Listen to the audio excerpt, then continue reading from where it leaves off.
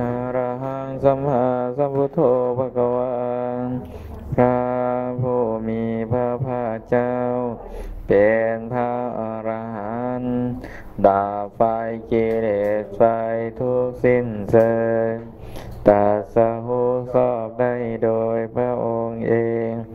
พุทธังภคะวันตังอภิวาเทมิข้าพระเจ้าอภิวาทพระผู้มีพระภาคเจ้าผู้รู้ผู้ตื่นผู้เบิกบาน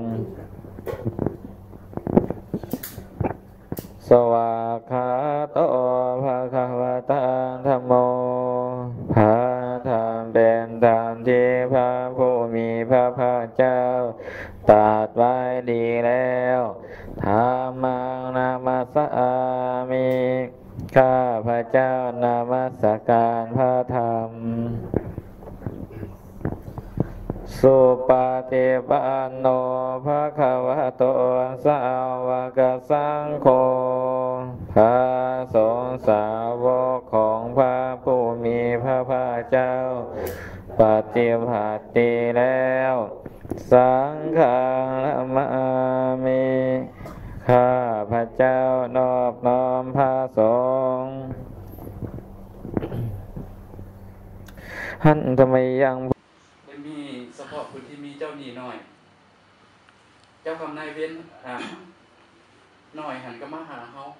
มาเอาหนี้นำเฮาเพราะฉะนั้นการปฏิบัติของเฮาก็คือการสะสมบุญเฮาเฮ็ดบุญได้คือเฮาเฮ็ดอยู่ปัจจุบันเฮาเฮ็ดบุญโดยการที่อาจารย์ได้เว้าเบื้องต้นว่าการปฏิบัติบูชาก็คือบุญลายกูมู่ว่าท่านซักภาษาลาวผู้ใดมีเจ้ากรรมน้อยหันก็แม่นนั่งสบายพอต้องปวดคอก็บ่ปวดขาก็บ่ปวดแต่น้อยเดียวอยู่ในนี่คือสิหลายเติบแล้วเนาะผู้ใดก็ได้มันเทื่อบ่ปวดก็มีกายเยนวัจจานวเจตสวาธัมเมปุกัมมังปะตะตังมัญญายังธัมโมปฏิคันหันตุอาจยันตังกาลันกาเลสังวาริตุวะธัมเม2-3เป็นยังไงเนาะพอตู่ได้มาปฏิบัติธรรมในมื้อนี้ก็ความดีมกดีใจแล้วมีออกตัวน้ำโยมมีพี่น้องป้องไปมาปฏิบัติธรรมอยู่ที่ศูนย์วัฒนธรรมเฮานี้เนาะเดี๋ยวนี้กับครั้งที่2ที่พระอาจารย์คำมณีเพิ่นมาจะกระเดียวบังกองได้ไหม ที่มาพาปฏิบัติธรรมเนาะผมเชื่อว่ามือนี่หลายกว่าหดก้อนเนาะต่อไปกันคือสิหลายกว่านี้ก็มีได้ความรู้ความรักหลายอย่างได้เรียนวิปัสสนาเดินจงกรมสมาธิเนาะก็มีบทเรียนไปมีท่านละเอาไว้เราจะฝากถึงพอไปออกผู้อยากปฏิบัติผู้อยากมาไหว้พระสวดมนต์ไว้ยังไงผู้ใดอยากมาปฏิบัติธรรมหรือว่าไหว้พระก็เชิญเนาะวันพระก็มีโอกาสก็มาครูบาอาจารย์ต้อนรับพระพุทธธรรมอยู่ศูนย์วัฒนธรรมเฮานี้ตั้งมาเฮาก็บ่ได้ปฏิบัติธรรมจักเทื่อมีเท่านี้ครูบาอาจารย์เพิ่นมาพาปฏิบัติธรรมแล้วก็ขอให้ออกจากญาติโยมหรือว่าหมู่ครูพ่อแม่พี่น้องให้มาปฏิบัติธรรมให้รู้จักพระพุทธศาสนาเฮาถือมาเป็นแนวใดผู้จะว่าศาสนาพุทธแต่บ่ฮู้แก่นธรรมเนาะก็ขอเชิญชวนมาครูบาอาจารย์จะอธิบายให้ฟังเรื่องศาสนาพุทธของพวกเฮาเนาะเข้าใจตู้ซื้อแดงเดี๋ยวบังกองนะ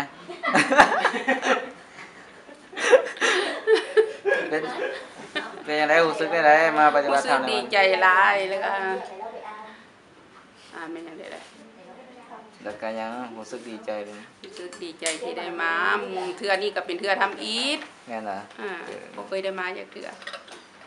มาวัดมาวาก็เป็นความสุขของผู้เฒ่า ก็ได้สิไปออกร้านได้มานั่งสมาธิแล้วได้มาฟังเทศน์เนาะมีความสุขนอกจากผู้ที่บ่ได้มามีเวลาก็ให้มาขอบใจหลาย กันเนาะสาธุสาธุสบายดี เจ้าให้ดี ไม่ออกวิรุณเนาะ โดย รู้สึกได้มาปฏิบัติธรรมในมื้อนี้ ก็รู้สึกว่าสบายใจว่าพวกเขากับสาวพุทธเมื่อได้มาสวดมนต์ภาวนาแล้วก็ได้มามันเป็นการที่ว่าเฮ็ดให้เฮามีความทุ่งเทียงในจิตใจอยู่ในธรรมะคำสั่งสอนของพระพุทธเจ้าอยู่ในนั้นในคำบทสวดมนต์มีต่างๆก็มีคำแปลมีพร้อมจังซี่ก็รู้สึกว่าตัวเองได้สวดมนต์ไปแล้วมีความหมายจังได๋ก็เลยเรียนรู้เพราะว่าครั้งนี้ก็เป็นครั้งแรกที่ว่าได้มา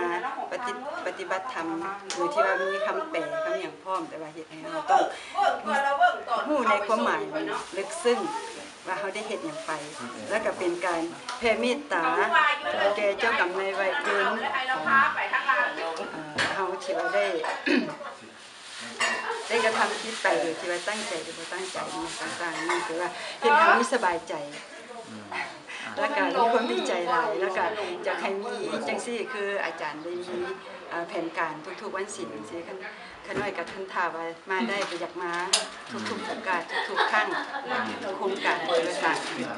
เพื่อว่าเสียให้ตัวเองได้สบายมีจิตใจสบาย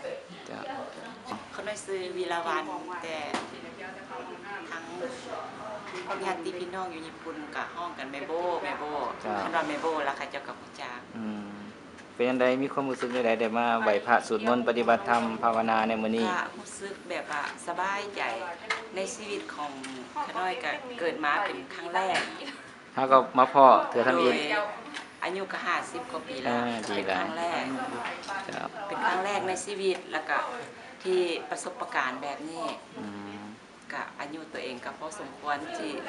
จะเดินมาทางนี้แล้วก็มีแบบว่าสองทางจังซี่ก็ได้ก็ดีใจแล้วก็คันมีโอกาสก็สิพยายามแย่งเวลาตัวเองมา ได้มา ซื้อหยัง โอซึกิโอคดีอกดีใจมื้อนี้สาธุ รู้สึกได้มาปฏิบัติธรรม รู้สึกว่าดีใจม่วนแหละอยู่เย็นเป็นสุขเลยคันได้มาวัดเหนียวกันน้อยมากวัดเนาะ ต้องเก่งต้อง สบายดีพ่อแม่พี่น้องสาวลาวที่อยู่ประเทศญี่ปุ่นและต่างประเทศก็ดีมื้อนี้ขน้อยเองได้มาวัดลาวหรือวัดศูนย์วัฒนธรรมลาวอยู่ประเทศญี่ปุ่นขอเชิญชวนชาวลาวพุทธศาสนามาทำบุญร่วมกันอยู่เมืองไอกาวาของคณะกรรมการเด้อชวนทุกคนมาปฏิบัติธรรม มาปฏิบัติธรรมในมื้อนี้มาไหว้พระสวดมนต์ในมื้อนี้สมาธิภาวนามีความรู้สึกแนวใด มีความรู้สึกว่าดีใจและก็บ่อีหลีเฮาก็บ่ได้มาทำบุญทำกุศลค่ะคิดฮอดบ้านเฮาก็ต้องมาวัดไหว้พระภาวนาและนึกหาคุณบิดามารดาผู้เป็นข้าวให้เฮาตอนนี้เต้นี้ต่อไปอนาคตข้างหน้าเฮาสิเป็นหยังเฮาก็บ่ฮู้เกิดแก่เจ็บตายก็บ่ฮู้ก็ค่ะมีวัดอยู่ประเทศเมืองญี่ปุ่นก็ถือว่าบุญคนลาวเฮามีหลายที่สุด การมาแต่ปฏิบัติธรรมนี่มีความจริงคือว่าความฝันเป็นจริงคือว่าก่อนสงกรานต์เพิ่นห่างได้มากินทานน้ำอาจารย์เนาะแล้วก็เลยอาจารย์บอกว่าจะพาปฏิบัติธรรมในช่วงพักนั่นน่ะพักเดือนหาได้โชคดีได้มาปฏิบัติธรรมก็มีความดีใจขึ้นหลาย สาธุ ต่อไปนี่จะได้สัมภาษณ์พระมหาคัมภณีเนาะและมื้อนี้มีการปฏิบัติธรรมอยู่ที่ศูนย์วัฒนธรรมลาว อยู่ที่วัดลาวที่ประเทศญี่ปุ่นนี่ได้อยากถามพระมหาคัมมณีว่ามีความรู้สึกแนวใดที่ญาติโยมได้มาพร้อมเพรียงกันมาปฏิบัติมากหน้าหลายตาในมื้อนี้ นมัสการความรู้สึกในวันนี้ก็ดีอกดีใจ ซึ่งก็เป็นการเฮ็ดโครงการปฏิบัติธรรมไหว้พระสวดมนต์ให้แก่ตนญาติโยมก็ถือว่าเป็นกรณีพิเศษเป็นเทื่อทำอิฐกรณีพิเศษเนาะจัดขึ้นมาโดยบ่ต้องคำนึงถึงว่าเป็นวันหยังแต่หากคำนึงถึงวันหยุดของแม่ออกก็ประกาศไปก็บ่ได้คาดหวังหยังหลายเพราะว่าการคาดหวังมันก็มีการผิดหวังเป็นธรรมดาก็ได้บ่คาดหวังแต่ก็กะว่าคันมา3คนก็สิให้ปฏิบัติ3คนก็รู้สึกว่าดีใจหลายที่เห็นแม่ออกให้ความสำคัญในการปฏิบัติธรรมมามากหน้าหลายตาก็รู้สึกดีใจโอกาสหน้าก็สิได้จัดและก็สิได้บอกแก่ตนญาติโยมอีกหน่อย แล้วอยากฝากถึงญาติโยมอยู่ทางบ้านแนวใดที่ผู้ที่มีความสนใจอยากมาปฏิบัติธรรมในครั้งต่อไปโดยอยากฝากถึงออกตนญาติโยมว่าการปฏิบัติธรรมหรือว่าการไหว้พระสวดมนต์ของเฮานี่เป็นการคืนกำไรให้แก่ชีวิตของเฮาหลังจากที่เฮาได้ประสบในการดำรงชีวิตมาหลายอย่างเป็นการเฮ็ดเวียกเฮ็ดงานแล้วก็เป็นการยุ่งเหยิงยุ่งยากในครอบครัวก็แล้วแต่อันนี้เป็นการมาคืนกำไรให้แก่ชีวิตคือการมาไหว้พระมาสวดมนต์มาทำสมาธิภาวนาทำให้จิตใจของตนให้ผ่องใสให้สงบแล้วก็คัดเกลาจิตใจของตนเองให้เป็นชาวพุทธที่แท้จริงในโอกาสต่อไปก็ขอเชิญชวนท่านทั้งหลายได้มาฝึกไหว้พระสวดมนต์ปฏิบัติธรรมในโอกาสที่จะได้กำหนดในส่วนต่อๆไปกันหน่อยแล้วมีญาติโยมหลายคนว่าบ่เคยประพฤติปฏิบัติธรรมจักเทื่อเฮ็ดบ่เป็นแล้วก็มันจะเป็นแนวใดมันจะยุ่งยากหรือบ่คนก็บ่เข้าใจแนวนั้นจะมีคำแนะนำให้แก่ญาติโยมผู้ที่บ่เคยมาแนวใดโดยหลายคนอาจจะบ่ทันเข้าใจในการปฏิบัติธรรมขอบอกไว้ว่าญาติโยมที่มาปฏิบัติในมื้อนี้ก็ถือว่ามาครั้งแรกเทื่อทำอิฐบ่เคยพอเคยเห็นเลยบางคนก็บ่เคยเห็นในการปฏิบัติในเทื่อนี้แต่บอกญาติโยมว่าบ่ต้องห่วงแล้วก็บ่ต้องย้านว่าสิปฏิบัติยากหรือบ่เฮามาเป็นการมาฝึกพื้นฐานคือเฮามาฝึกแบบขั้นอนุบาลฝึกสติขั้นอนุบาลไหว้พระสวดมนต์ทำสมาธิภาวนาก็ถือว่าง่ายเนาะบอกว่าง่ายที่สุดผู้ใดมาก็ได้มันยากอยู่ที่ว่าบ่ได้มาเท่านั้นเองเนาะขอฝากไว้ตอนนี้กันนะแล้วการมาปฏิบัติธรรมมาไหว้พระฟังธรรมเทศนานี่ให้จำเป็นบ่ที่จะต้อง